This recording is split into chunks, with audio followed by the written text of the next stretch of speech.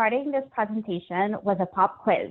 It's a mental arithmetic quiz, although you can use calculators if you need to. You shouldn't worry, it's not a trick question. I know everyone's going to get it right. So imagine there is a school with 3 classrooms.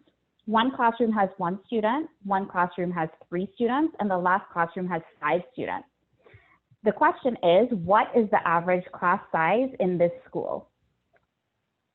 I'll give you a minute to really try and figure it out. How many of you got 3?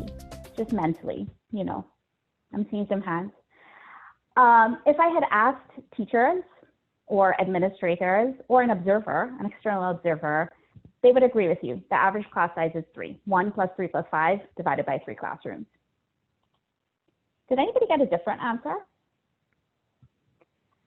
There actually is another answer. If we had asked the students in the classrooms, what is your class size, and then we had used their responses, that we'd actually get an answer that was closer to 4. Both of these answers are correct.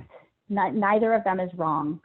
The only difference is who you asked for the data. And so the takeaway here is to illustrate that even though we are trained and we are ingrained to think of numbers and quantitative measurements as very fixed and objective and having a right and a wrong answer, in fact, numbers are just as influenced by perspective and experience as qualitative data can be.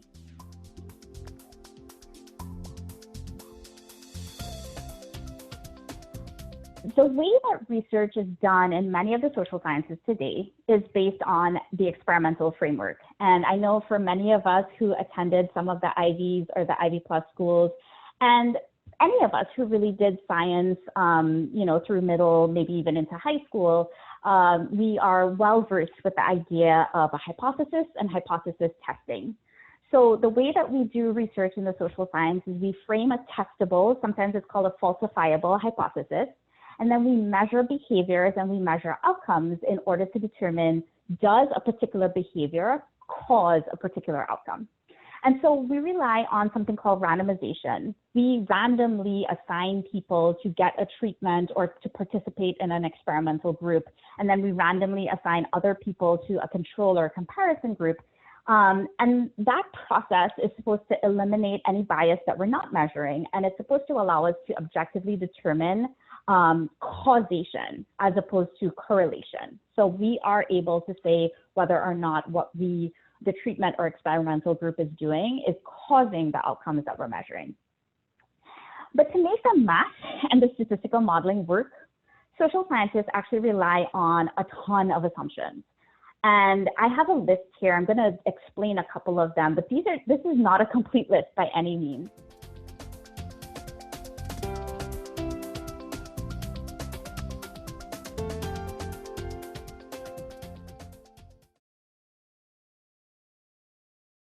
So what does that lead to?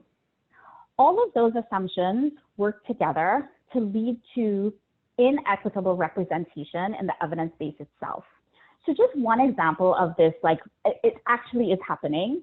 I'm using data from something called the What Works Clearinghouse. And so it's a collection of interventions. It's built and maintained by the federal department, the U.S. Department of Education. And it's meant to provide teachers with guidance about what interventions, so what instructional models work and which ones don't.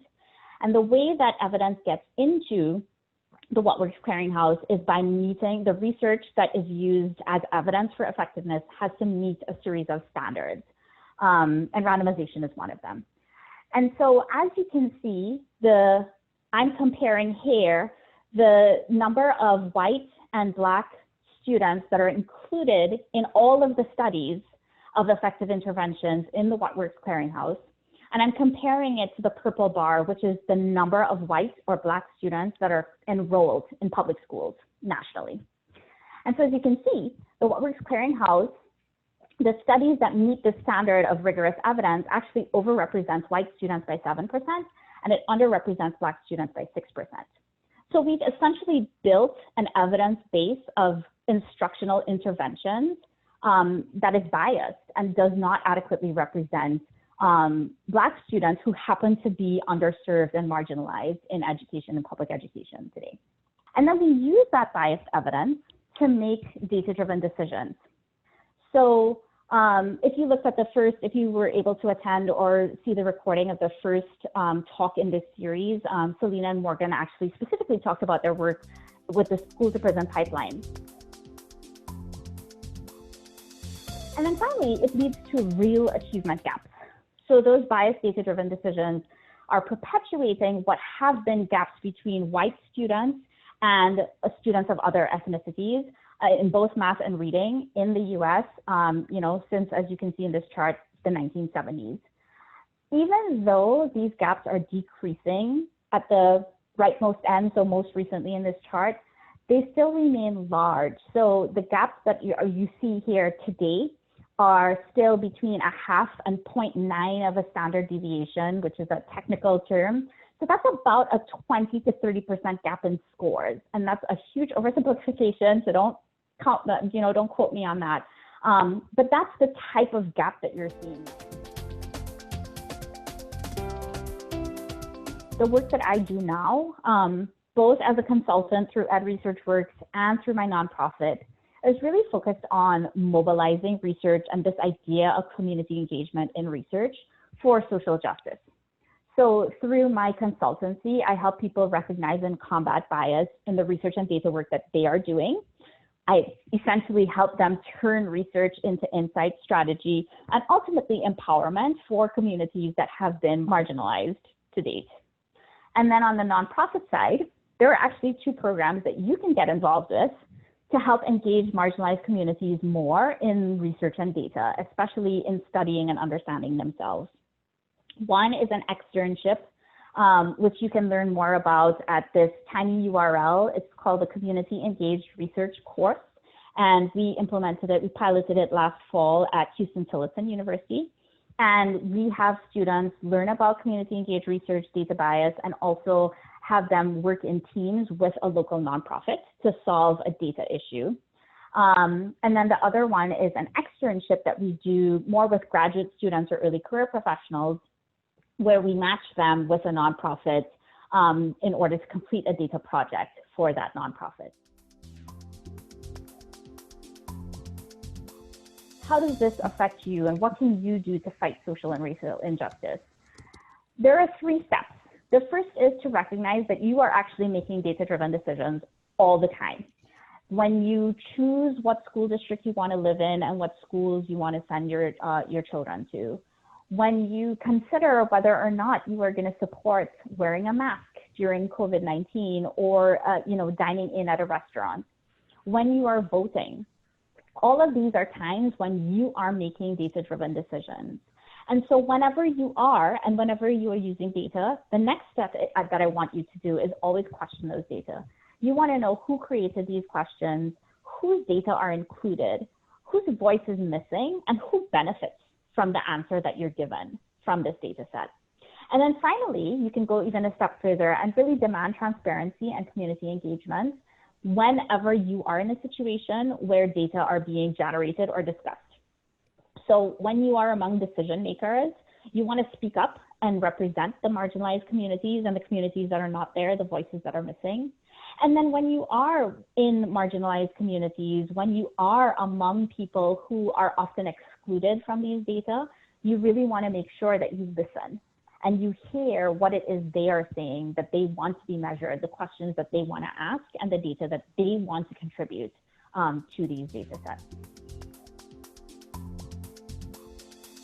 I know a usability researcher who actually did a study of the ergonomics of African hair braiding.